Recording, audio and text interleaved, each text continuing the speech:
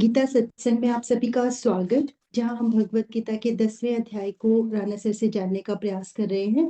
Sir को प्रणाम और निवेदन कि आज के गीता सत्संग की शुरुआत करें। ओम वसुदेव सुतं देवं कंस चाणूरमर्दनं देवकी परमानंदं कृष्णं वंदे जगत्। सभी को बहुत बहुत प्रणाम। हम गीता जी के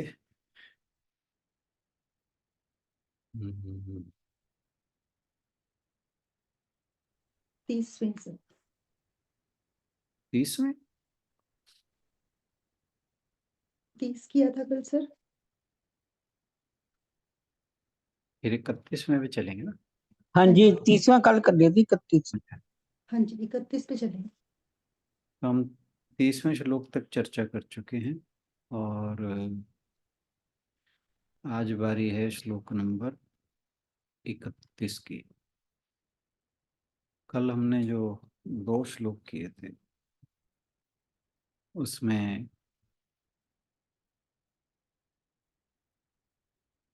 29 और 30 2 श्लोक किए थे हमने। तो यहाँ 29वें श्लोक में भगवान जी कह रहे हैं कि नागों में मैं अनंत यानी शेषनाग और जो समुद्री जीव हैं उनका अधिपति वरुण हूँ। पितरों में अर्यमा और शासन करने वालों में यमराज में।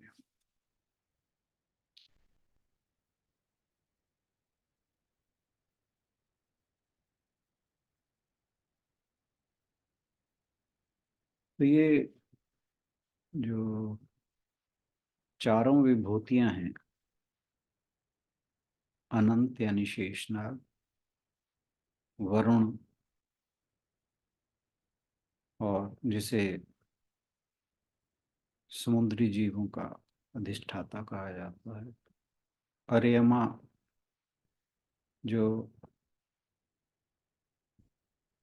हमने बताया था 8 प्रकार के पितर थे, उनमें ये मुख्य हैं।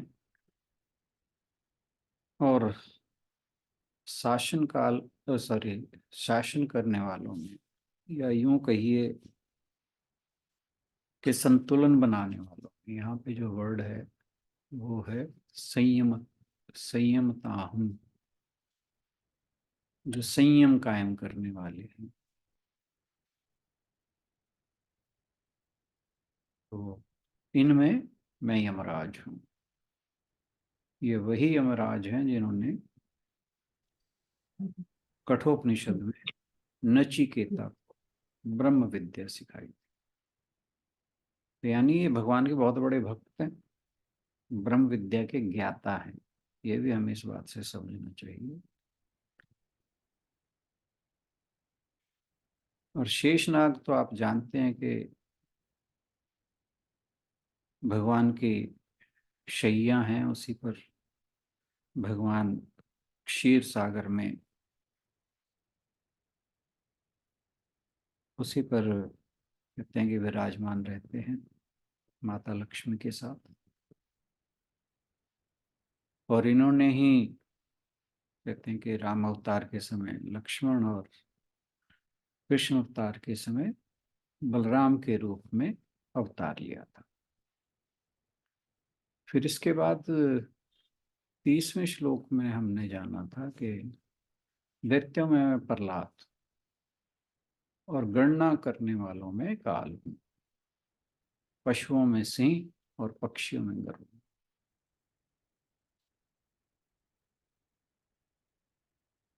अब दैत्यों में देखिए कि प्रहलाद जैसे भक्त हुए जिन्हें सभी प्रकार के भगवान के भक्तों में भक्त शिरोमणि होने का जो होना चाहिए कि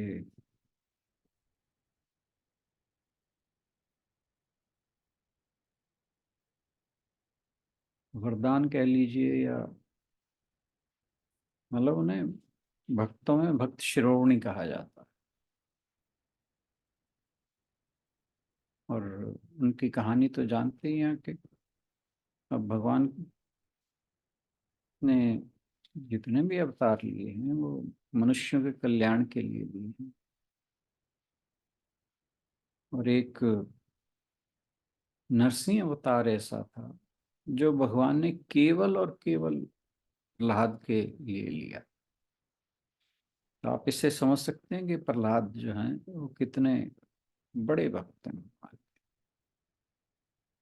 अब जैसे हम कृष्ण अवतार की बात करते हैं, चौथे अध्याय में आया था कि साधु नाम परित्रणाय विनाशाय च दुष्कृतम्।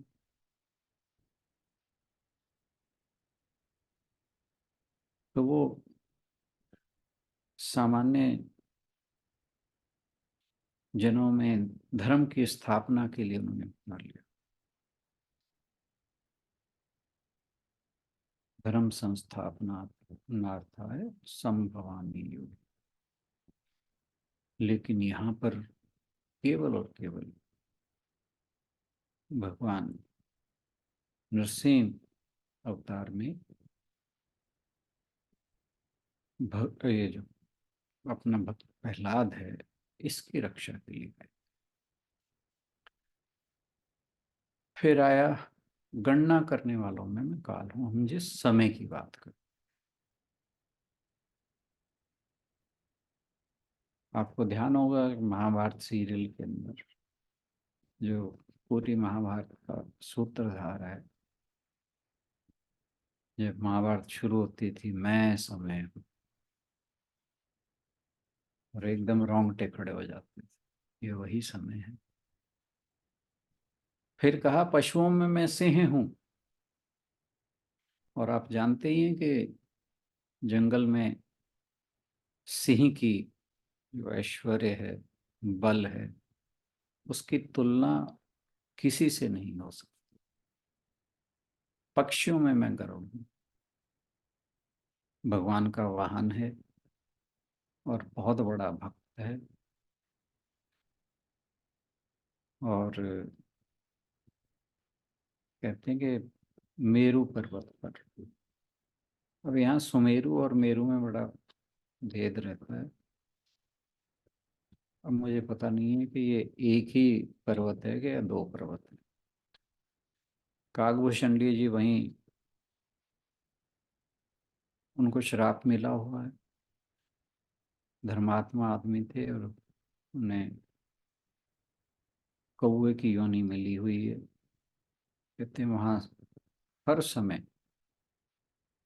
वो भगवान की का भजन करते हैं, भगवान के नाम का स्मरण करते हैं, भगवान के नाम की कथा करते हैं। और जैसा कि आपने रामचरितमानस जिन्होंने पढ़ी है उन्हें पता होगा कि काकभूषण जी गरुड़ को ज्ञान देते हैं, तो ये वही गरुड़ है। चलिए जी, आज हम चलते हैं श्लोक नंबर 31 पर। जी सर। आशु बहन पव श्लोक पढ़ते। पवनः पवतामस्मि, रामः शस्त्रभृतामहम्, झषाणां मकरश्चास्मि, स्रोतसामस्मि जानवी।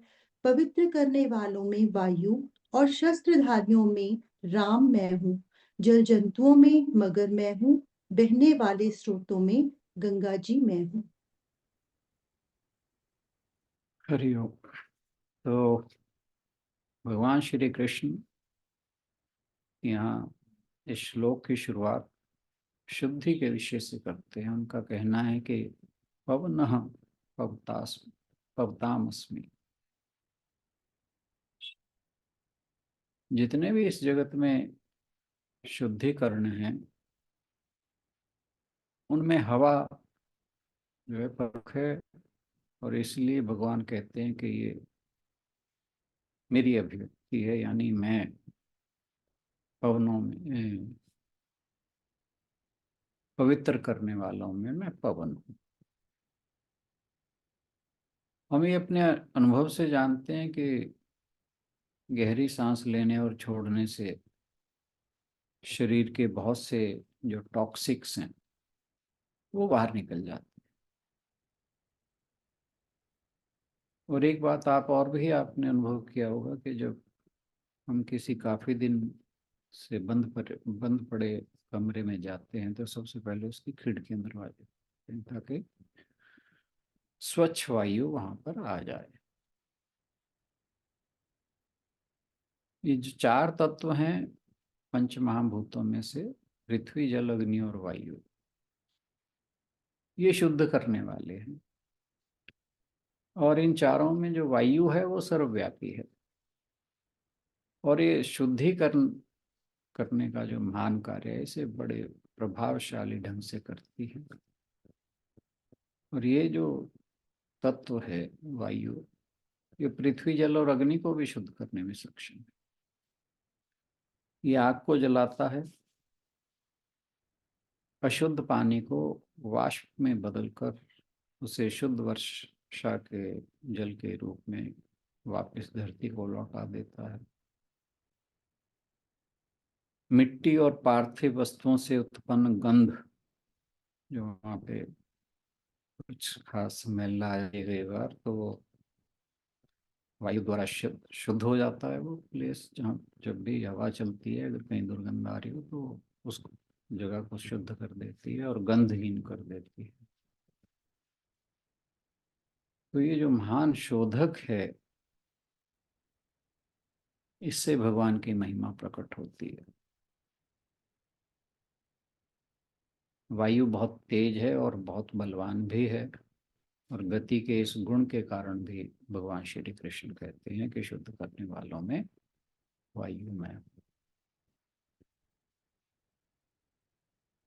फिर कहा राम शस्त्र भृताम हम। भगवान राम को हथियार चलाने वाले कोदंड पानी के नाम से भी जाना जाता है।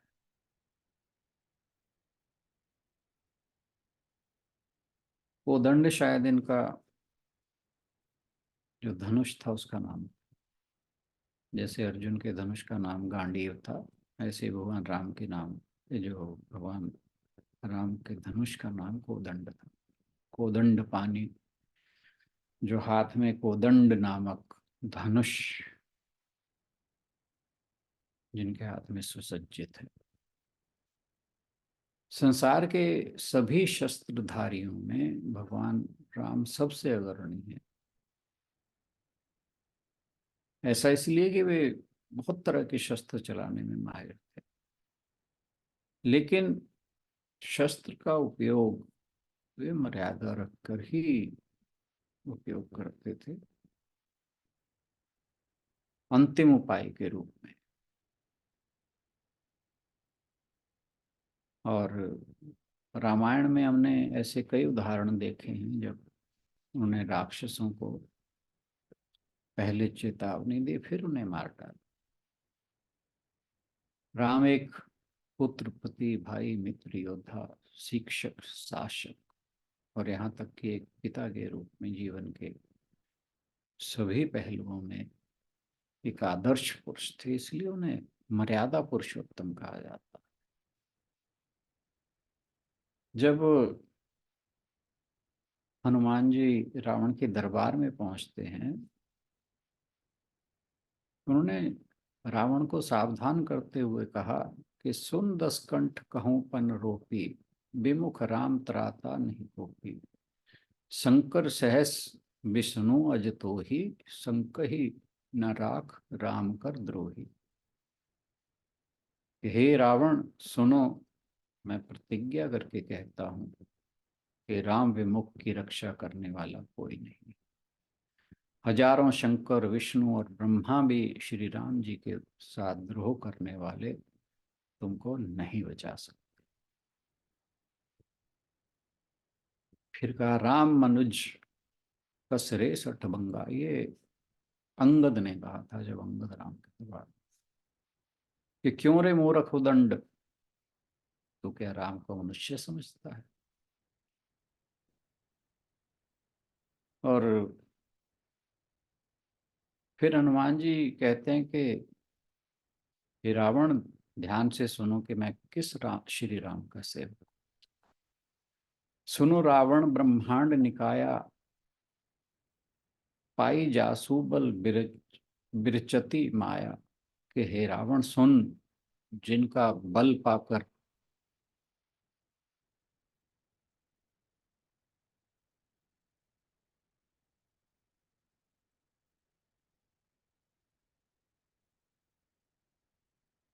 मेरी आवाज आ रही है तो पीछे डिस्टरबेंस, कोई ज्यादा प्रॉब्लम तो नहीं है ना? ओके।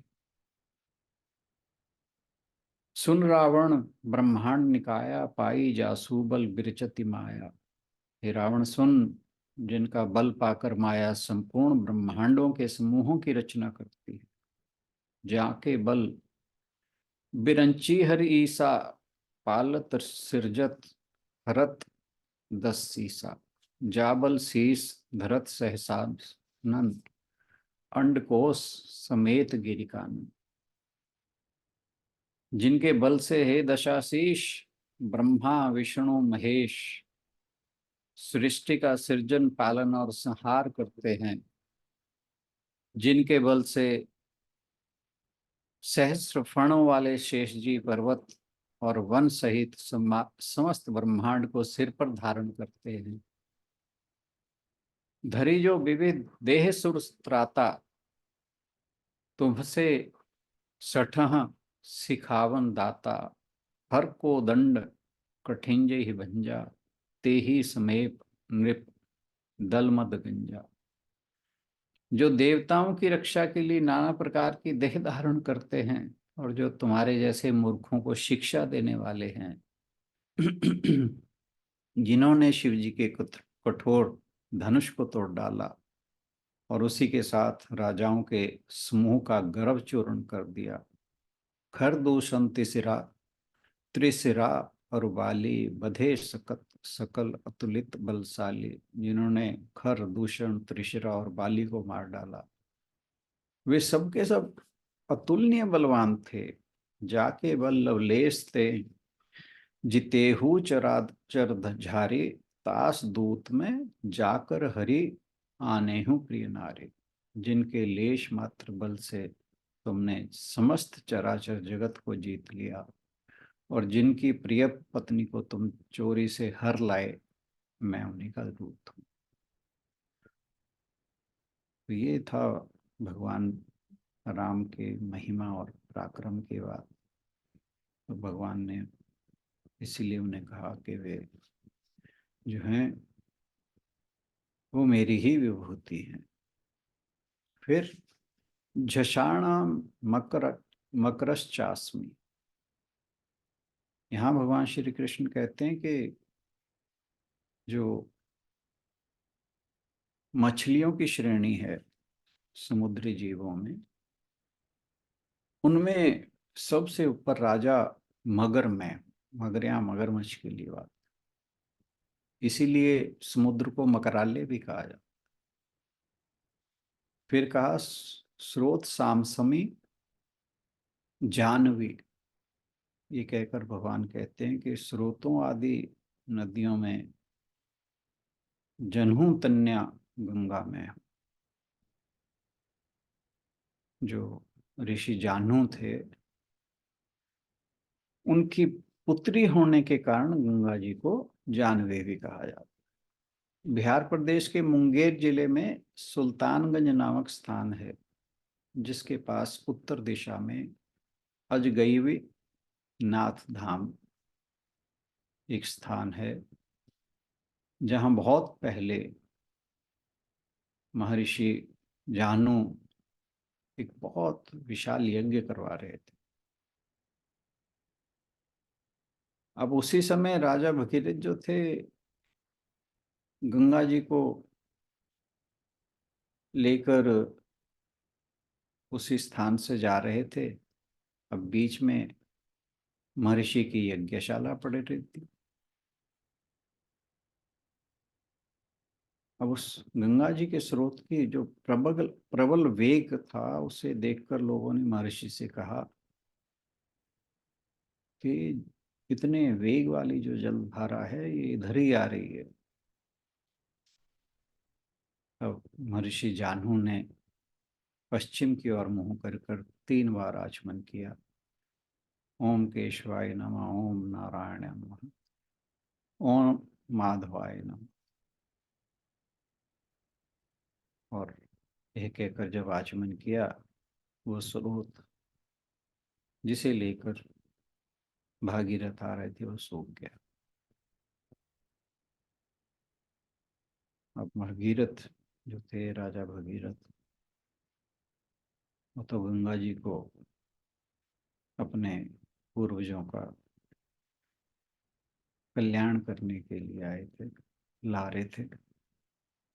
अब वे बड़े दुखी हुए। उन्होंने महर्षि जानू को साष्टांग प्रणाम किया और बड़े विनम्रता से कहा कि महाराज भूल हो गई, क्षमा याचना की दीजिए। और महर्षि जानू थे, उन्होंने एक टूटे हुए कुशे को लेकर अपनी जंघा को चीर दिया और वहां से जिस स्रोत को, जिस वेग वाली जलधारा को वे पी गए थे आचमन के समय, वहां से निकाल कर दिया। इसलिए गंगा को जानवी यानी जनहू कन्या कहा जाता है। भगवान इसे अपने मस्तक पर धारण करते हैं। गंगा सबसे पवित्र नदी है। ये आप जानते हैं, बहुत से संतों और ऋषियों ने इस नदी के तट पर तपस्या की है और उसका पवित्र प्रभाव जग जाहिर है। और इसमें भी भगवान की दिव्यता प्रकट होती है। फिर कहा, अच्छा एक चीज और है कि विष्णु पुराण में इस श्लोक का उल्लेख है जहाँ कृष्ण स्वयं को गंगा कहते हैं। वहाँ एक कहानी है जहाँ भगवान विष्णु खुद को पिघलाते हैं और खुद को पानी में बदल देते हैं और वह तरल रूप में ब्रह्मा के कमंडलू में प्रवेश करते हैं और इससे गंगा के रूप में जाने जाते हैं। एक ये भी कहानी है यहाँ। तो स्वयं को रूपांतरित करके और ब्रह्मा के कमंडलू में प्रवेश करके भगवान जी ने गंगा को सशक्त बनाया और इसी कारण उनकी महान शक्ति, अनंत शक्ति और महिमा है। तो इसलिए जब हम हवा को महसूस करते हैं, जब हम शस्त्रों का उचित इस्तेमाल देखते हैं, जब हम विशाल मगरमच्छ को देखते हैं, तो हमें जानना चाहिए कि ये सभी ईश्वर की अभिव्यक्तियां हैं। इसके साथ ही हम अगले श्लोक की ओर बढ़ते हैं। 32वां श्लोक। जी सर। सर्गाणामादिरन्तश्च मध्यं चैवाहमर्जुन अध्यात्मविद्या विद्यानां वादः प्रवदतामहम्। हे अर्जुन, संपूर्ण सर्गों के आदि, मध्य तथा अंत में मैं ही हूँ। विद्याओं में अध्यात्म विद्या और परस्पर शास्त्रार्थ करने वालों का तत्व निर्णय के लिए किया जाने वाला वाद भी मैं हूँ। यह सुनिश्चित करने के लिए कि हम ईश्वर की जितनी भी मुख्य मुख्य अभिव्यक्तियां हैं उनमें फंसकर बहके नहीं, भगवान श्री कृष्ण अर्जुन को संबोधित कर। जी कुछ कहा?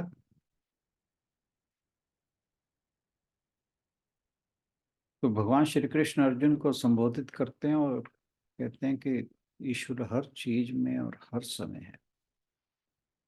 ब्रह्मा के रूप में वे ब्रह्मांड का निर्माण करते हैं, विष्णु के रूप में इसका पालन करते हैं, और शिव के रूप में इसका विघटन करते हैं। लेकिन ईश्वर सदैव मौजूद है, वह इनमें से किसी भी गतिविधि के दौरान दूर नहीं रहता। तो इसीलिए इस श्लोक को शुरू करते हुए भगवान जी कहते हैं, सर्गाणाम आदि अंतः च मध्यम च एव अहम अर्जुन। कि वेदांत सृजन को शून्य से उत्पन्न होने के अर्थ में स्वीकार नहीं करता है।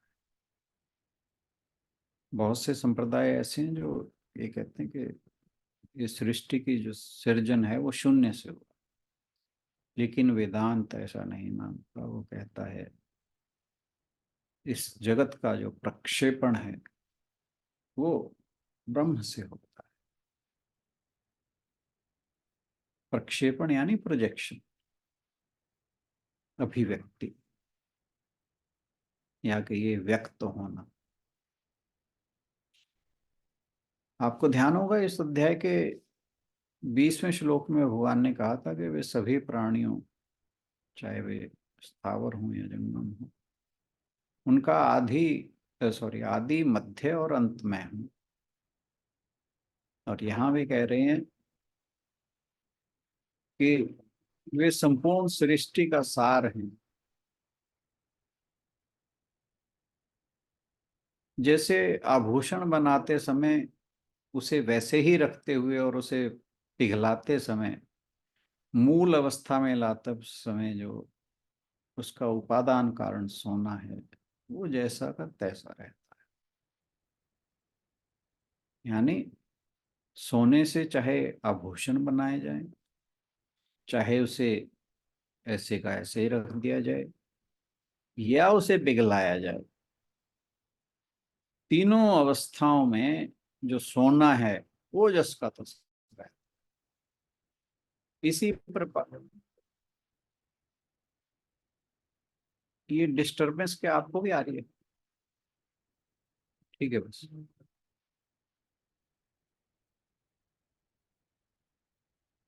तो इसी प्रकार ब्रह्मांड को प्रक्षेपित और संरक्षक करते हुए भी इसका मूल कारण भगवान स्वयं है। फिर कहा अध्यात्म विद्या विद्या नाम। अब विद्याएं तो बहुत तरह की हैं।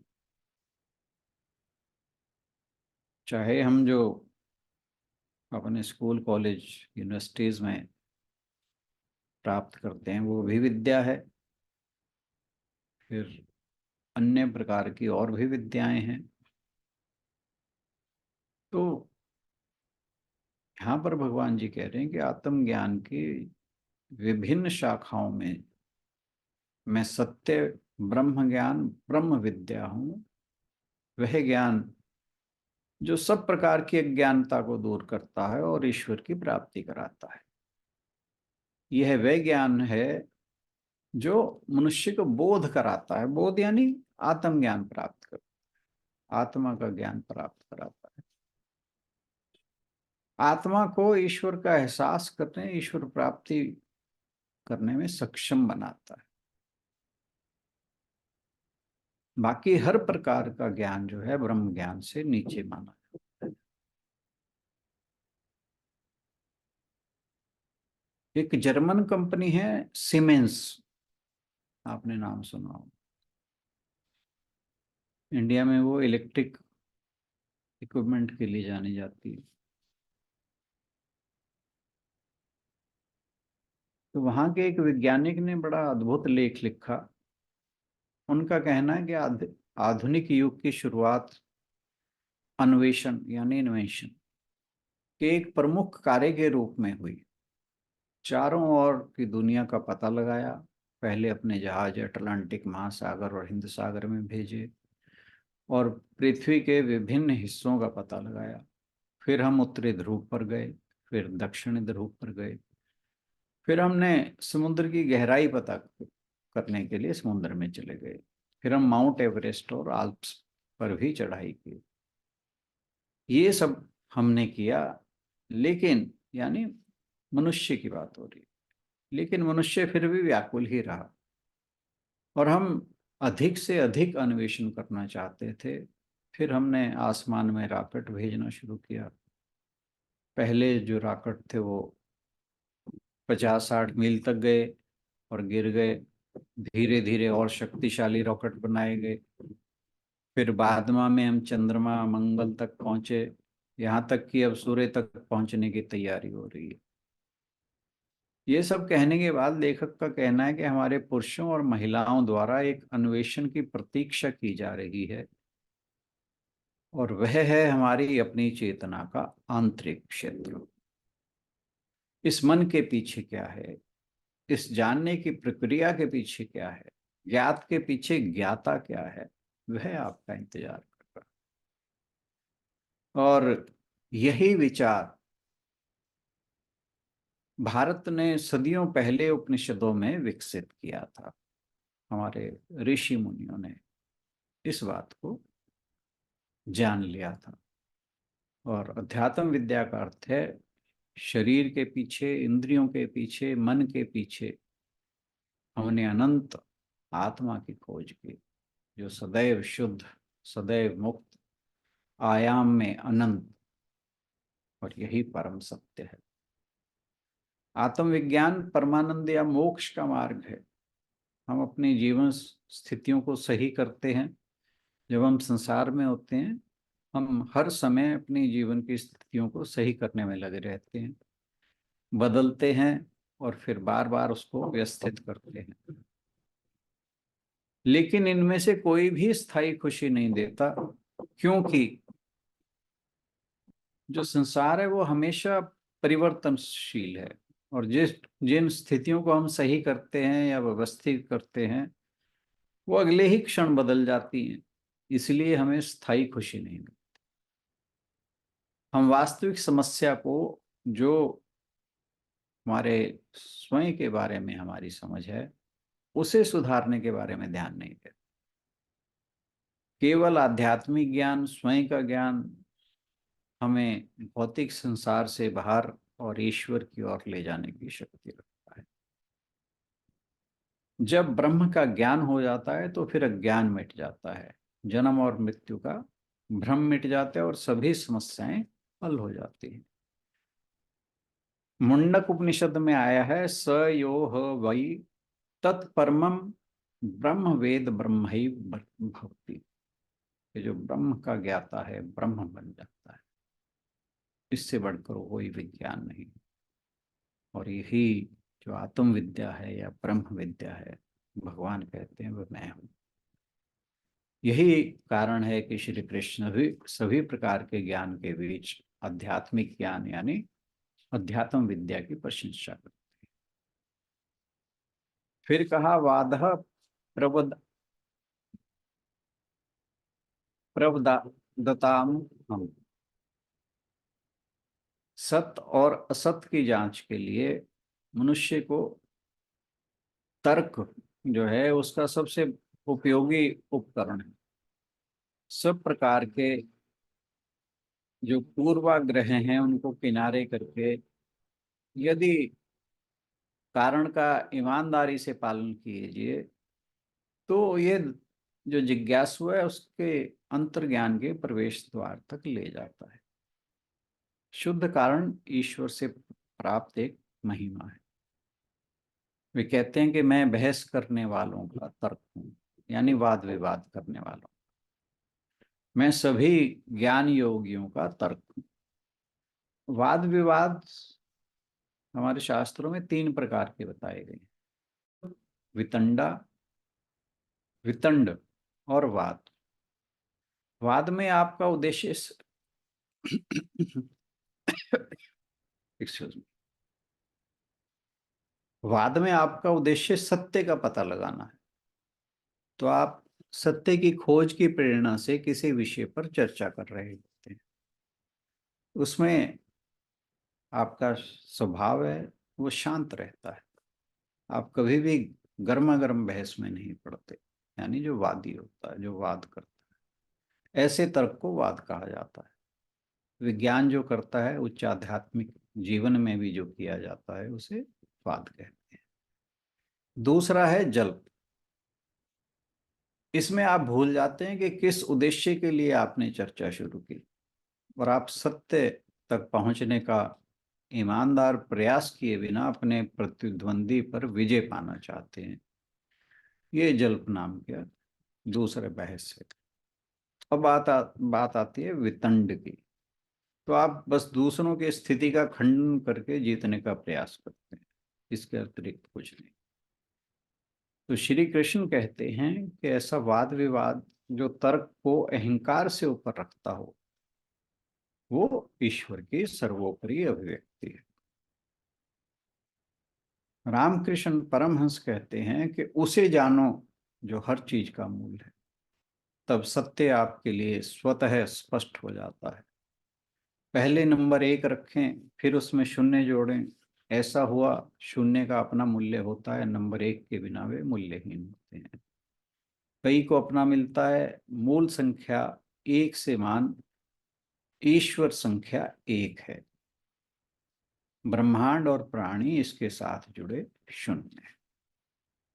इसी के साथ आज की चर्चा को यहीं समाप्त करते हैं। अगले श्लोक पर हम कल बात करेंगे। आज के लिए इतना ही। बहुत बहुत धन्यवाद। धन्यवाद राणा सर।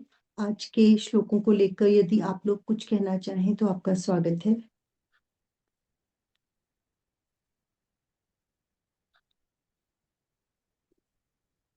चलिए फिर इसी के साथ समापन की ओर बढ़ते हैं।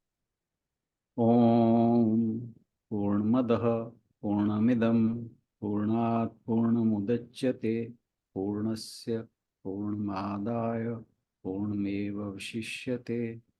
ओम शांति शांति शांति। हरिओम। सभी को बहुत बहुत प्रणाम। आज के सत्संग में आने के लिए बहुत बहुत धन्यवाद।